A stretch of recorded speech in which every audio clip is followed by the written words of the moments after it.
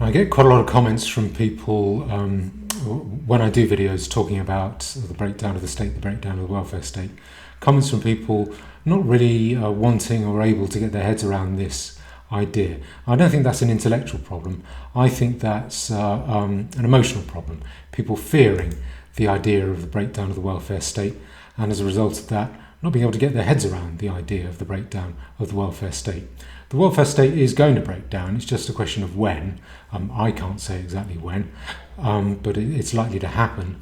And what I want to do here is to try and get you to question whether that is such a bad thing by pointing out some of the bad effects that the welfare state has.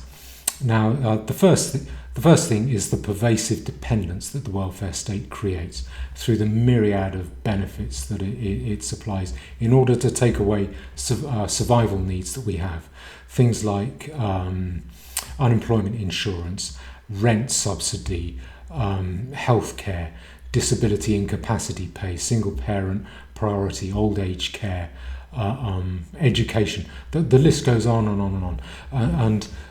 These things make us dependent, and the more stubbornly independent we are. People like me, I like to think of myself as independent, but if I cut my finger, I go on the telephone to the NHS, or I go and visit the NHS doctor. And politicians like this. They profit from that because they know that we'll bite the hand that feeds, but we won't chop it off.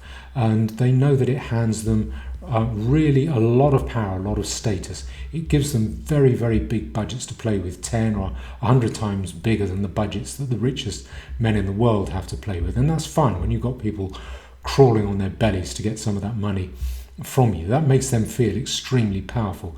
It also gives them a very high sense of their own status, because in modern society, the welfare democracy is the equivalent of God. It's the closest thing we have to any kind of shared religious tradition.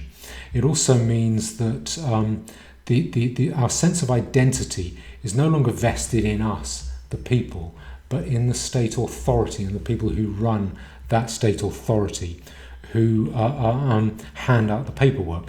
And that's why the civic nationalist idea that anyone who's a British citizen is English or British, that means that effectively the elected politicians, they define your identity, they define the meaning of being British or being English. And you shouldn't think that politicians don't like that or that they won't exploit that. Power is an addiction, a very dangerous addiction like paedophilia or fentanyl. And people who've got a taste for it, they'll do anything to get more of it. And this isn't hard to understand. Any dunce of a wife beater knows that if he can make her more dependent, more manageable, his power and his feeling of his power will increase, and he's going to like that. Now, secondly, the second problem is cultural decadence. Now, you might say, well, that's too subtle a problem for me to care about. What have I got to worry about with cultural decadence? I don't mind that. Well, it does affect you. I'd say that's the most serious problem because it is pervasive. A civilization's artistic and cultural output, that tends to define that society, and it tends to pervasively influence its values, influence the texture and tone of that society. Now, in, say, Bach's Leipzig or Mozart's Vienna, it was automatically understood that not all values, not all tastes, not all people were of equal value, that you weren't born with taste. Not everyone had taste. Taste was something that you cultivated through understanding and contemplation and focus. And in a state democracy, particularly in a welfare state democracy, that becomes the complete opposite.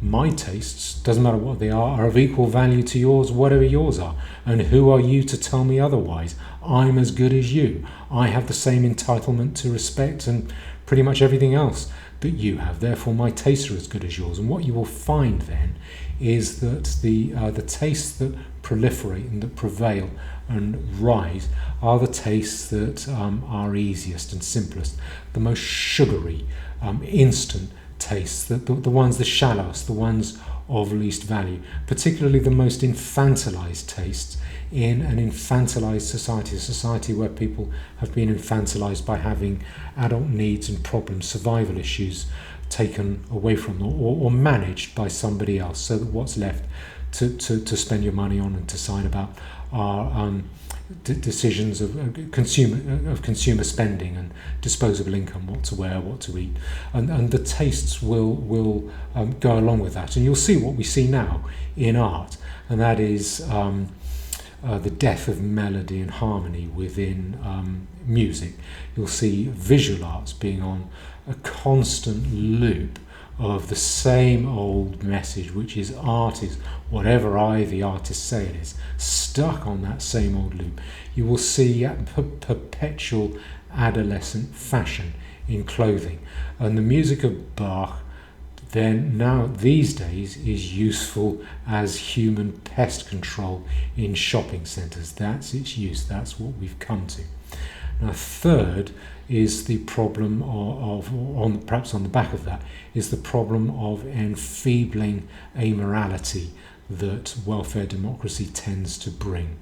People who are provided for don't need to show that they are reliable and trustworthy in order to be able to trade or act collectively for people in order to secure survival. That doesn't become such a strong need. Free market societies will tend to be aggressively moral, even moralistic, but if you have a pervasive welfare state, that will take away that need. And what you'll then see, you can see this illustrated if you compare the sort of the ethical dystopia of a welfare-dependent sinker state with the ethical values of Victorian England or the Lincoln-Douglas debates in the 1860s. And this harms you. This makes you weak. A man without ethical self-confidence isn't a man, because unless he's really evil, he doesn't have a spine. He doesn't have that sense of self-assertion. Take away someone's ethical self-confidence and you have got that person by the back of the neck. And it's like taking candy from a baby if you have somebody who has deliberately chosen dependence over a sense of their own independent, self-starting morality.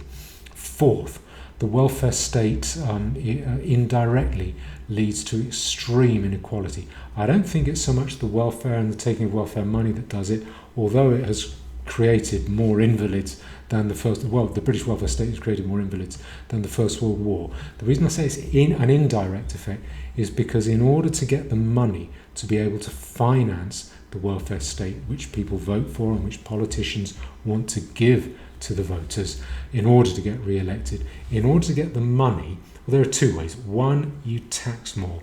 The other way is that you have loose monetary policy. You print money, you expand the money supply in order to create economic boom. And politicians will always prefer to create economic boom to raising taxes, because economic boom creates an exponential rise in tax revenues, because it means people earning more money, taking more money, or having more money, and then going into a higher tax bracket. So governments get a higher percentage of more money. So they're always going to choose that. So governments are going to choose economic boom through money printing.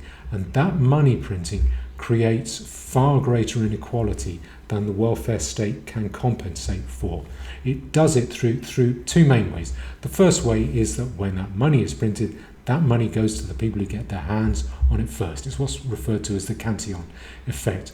What it means is if you print a load of money and you hand it to one person, he gets it when that money is still worth money. When it passes down the line, down the chain, people realise that the money's been diluted and money isn't really money anymore. It's not worth so much anymore. And the people who get their hands on it first tend to be the asset holders and the big banks.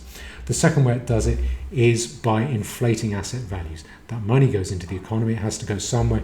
It will tend to go into assets, things like housing, shares, or bond prices. And the people who own assets are the people who are already rich.